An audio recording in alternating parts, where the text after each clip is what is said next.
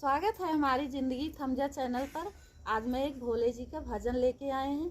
यदि आप सबको पसंद आता है तो लाइक सब्सक्राइब ज़रूर करिएगा और कमेंट में ज़रूर लिखिएगा कि ये हमारा भजन कैसा लगा।